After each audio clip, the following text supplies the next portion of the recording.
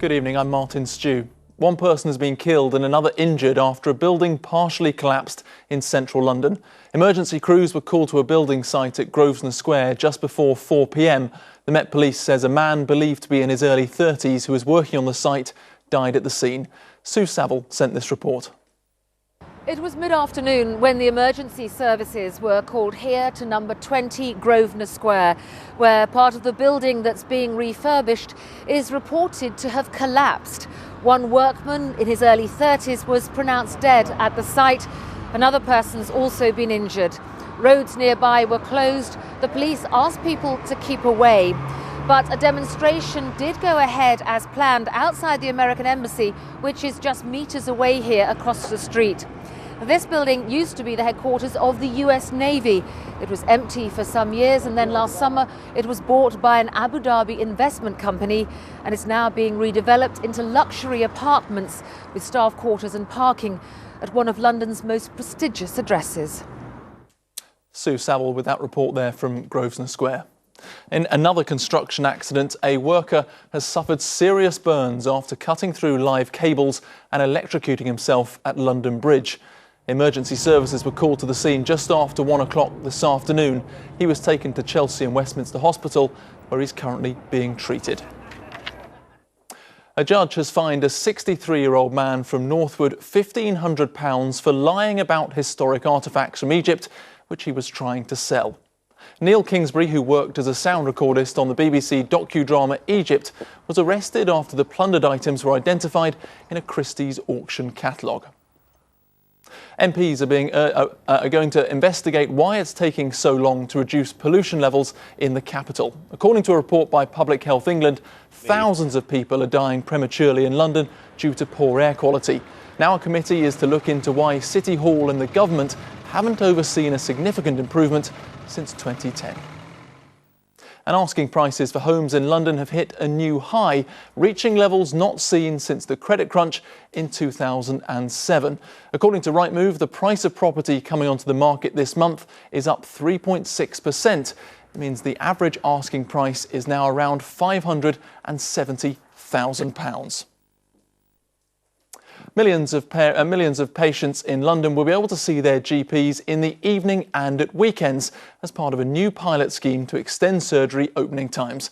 Doctors say the changes will help relieve pressure on parts of the NHS, particularly in A&E departments. In some cases, doctors will carry out consultations using webcams and email. Here's Luke Hanrahan. 3 million Londoners will now be able to go to the doctors in the evening and at weekends, with the promise of being seen as quickly as at a hospital casualty department. Here in Barking, there are now more than 2,000 patients per GP, meaning many people have to wait days. It's hoped extending opening hours will alleviate the pressure on GP surgeries like this one. I think it's really convenient if it's weekend, because usually some family work Monday to Friday, so the weekend is so good, especially for children. If the surgery is open late, people can come home and take maybe their family to come to GP, In northwest London, patients will now be able to see a GP within 4 hours in emergencies and within 24 hours for non-urgent appointments. In Barking, Dagenham, Havering and Redbridge, surgeries will be open until 10 p.m. and for 6 hours at weekends. And in Southwark, patients will be able to book appointments from 8 a.m. till 8 p.m. 7 days a week. A bit warmer today, so. Doctors will also use new consultation methods like Skype, email and the phone, making for a much faster turnaround. It's just a very different method of trying to deal with our patients' needs. So in actual fact, I think we'll be decreasing some of our workload in some respects, but increasing it in the right way. So we're seeing the right patients at the right time. One second, help you. Yes, I've got A recent survey found nearly 2/3 of the public believe the workload carried out by GPs is a threat to the standard of care they deliver. We don't know what effect this will have on workload. It could overload GPs on a background of GPs already actually being overloaded, overstretched and not being able to meet current demands, let alone increased new demands. This trial period will begin in the next few months and last for a year. If successful, it'll be extended to other parts of London. Luke Hanrahan, ITV News. From today, motorists on a section of the M25 in Hertfordshire have been able to use the hard shoulder at all times. The so-called Smart Motorway scheme aims to ease congestion between junctions 23 and 25. The top 13 places in the UK where councils handed out the highest number of parking tickets last year are, no surprise, all in London. You can find out which borough came top of the list and where your council rated on our website itv.com/London.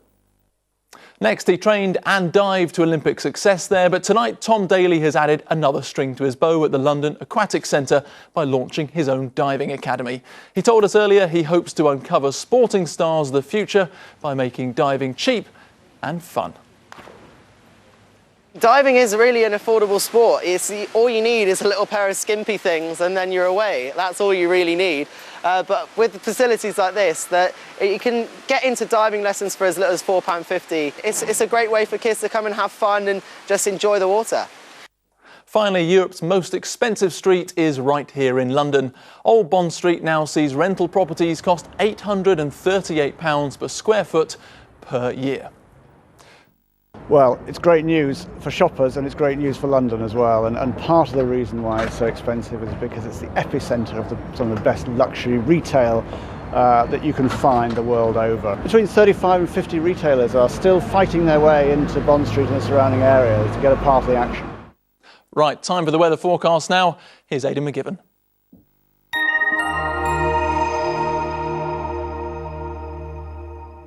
We love to get away, whatever the weather.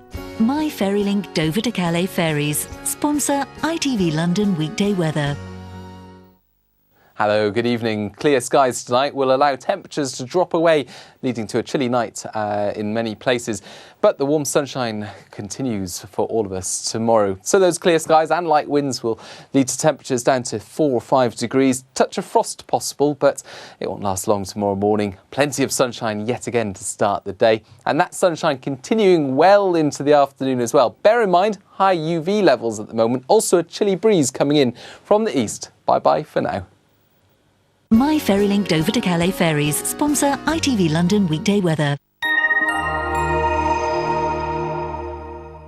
Looking very nice. That's it from us. We're back tomorrow during daybreak.